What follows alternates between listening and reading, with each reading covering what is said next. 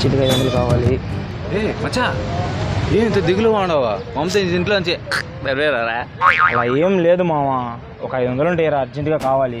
500 500 లేవురా నా దగ్గర సీరియస్గా. నేను నిన్ను నమ్మనురా, ఒకసారి ఫోన్ పే చూపి.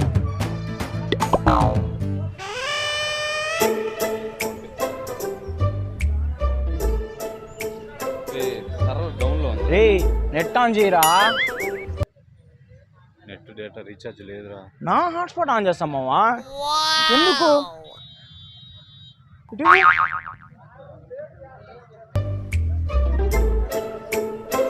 ఇదిగో కరెక్ట్ అయింది చూడు.